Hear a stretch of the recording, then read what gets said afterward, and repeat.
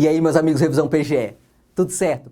Vamos continuar a análise das questões de direito financeiro da PGM Campo Grande, tá? E dessa vez vamos falar de temas diversos que estão na Lei de Responsabilidade Fiscal. Algumas questões até difíceis aqui, tá? Tudo estava na lei, o que não quer dizer que é uma questão fácil. Vamos lá. Questão 110 da prova.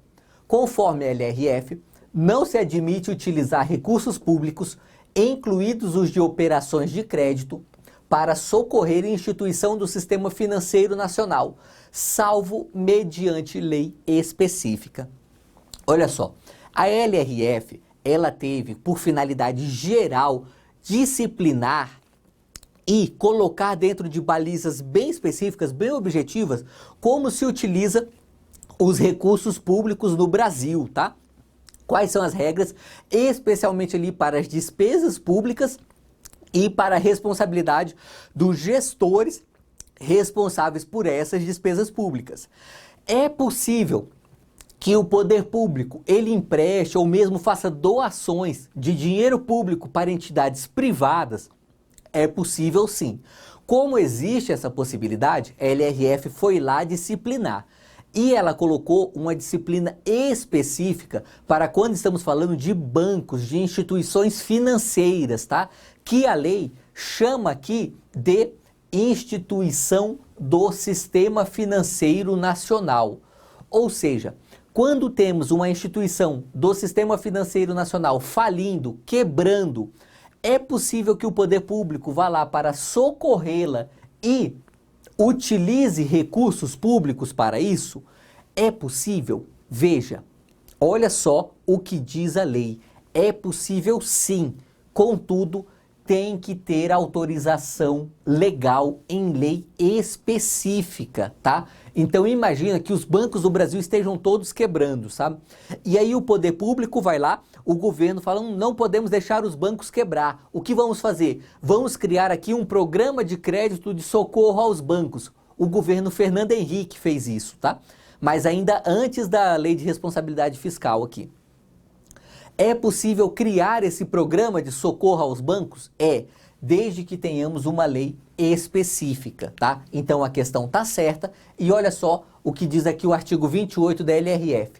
Salvo mediante lei específica, não poderá ser utilizados recursos públicos, inclusive de operações de crédito, para socorrer instituições do Sistema Financeiro Nacional, ainda que mediante a concessão de empréstimos de recuperação ou financiamentos para mudança de controle acionário, tá? Então, olha só, o poder público ele não pode nem sequer emprestar dinheiro para esse banco se não tivermos aqui essa previsão em lei específica, perfeito? É isso que diz o artigo 28, por isso aquela questão estava certa. É o tipo de questão que eu digo, olha, tá na legislação? Tá. É uma questão fácil? Não, não é uma questão fácil. Perfeito? Vamos lá. Questão 111.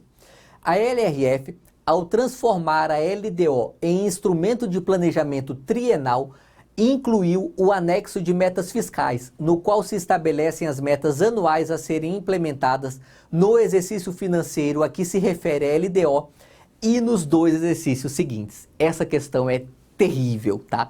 Terrível para quem estudou, para quem sabe o assunto, porque você fica na dúvida de exatamente o que o examinador quer de você aqui, tá? Olha só, eu já falei isso em um vídeo anterior, eu tô gravando essa série de vídeos comentando a PGM Campo Grande na segunda-feira pela manhã. Ainda não saiu o gabarito oficial, tá? Então eu vou dar aqui o meu gabarito. Quando você estiver assistindo esse vídeo, provavelmente já saiu o gabarito e aí talvez a banca tenha tido um raciocínio diferente do meu aqui. Mas eu vou explicar para você. Olha só. Falou o seguinte, a LRF, ao transformar a LDO em instrumento de planejamento trienal, então o que a questão falou é o seguinte, olha, a Lei de Responsabilidade Fiscal transformou a Lei de Diretrizes Orçamentárias em um instrumento de planejamento trienal, ou seja, de planejamento a cada 3 anos, tá? Planejamento para os próximos 3 anos, melhor dizendo. A lei fala isso especificamente? Não fala, tá? Em momento algum. Mas você encontra em alguns poucos livros doutrinários, são poucos, tá? Por exemplo, eu acho que o Harrison Leite não usa essa expressão. Eu já li o livro dele, eu não me lembro de ter visto isso lá. Se tiver, eu peço desculpas, é um lapso de memória. Se tiver, você deixa um comentário aqui, falando, professor, você está errado, o Harrison Leite falou isso sim. Mas eu acho que ele não falou, e eu citei o Harrison Leite aqui porque ele é o livro mais famoso atualmente no direito financeiro para concursos, tá? Acho que ele não diz. Eu encontrei isso no livro do Lafayette, que não é dos livros mais famosos. Geralmente quem usa é o pessoal que estuda para carreiras fiscais, tá? A gente que estuda para carreiras jurídicas não costuma usar o livro do Lafayette, e ele diz que a LDO é um instrumento de planejamento trienal, tá? Então veja, você encontra aqui uma parte da doutrina concordando com essa afirmativa, tá? E mais. Incluiu o anexo de metas fiscais, isso é verdade, está na lei, ninguém discute, no qual se estabelecem as metas anuais a serem implementadas no exercício financeiro a que se refere a LDO e nos 2 exercícios seguintes. É verdade mesmo, todo esse final aqui é perfeito e não tem o que discutir. A LRF trouxe a previsão para que a LDO tivesse um anexo de metas fiscais, e esse anexo de metas fiscais, ele realmente vale para o exercício da LDO e para os 2 seguintes. Então ele de fato é trienal, ele traz uma previsão trienal de metas, tá? Por isso, se tivesse fazendo essa prova lá ontem, no domingo, eu teria marcado certa para essa alternativa, eu teria falado que é certo. Contudo, se você marcou errado por considerar que a LDO não é um instrumento de planejamento trienal, não tem como falar que você está exatamente errado nessa alternativa, porque nesse raciocínio, porque não tem nenhuma lei que fala isso e porque boa parte da doutrina também não usa essa expressão planejamento trienal para se referir à LDO, tá?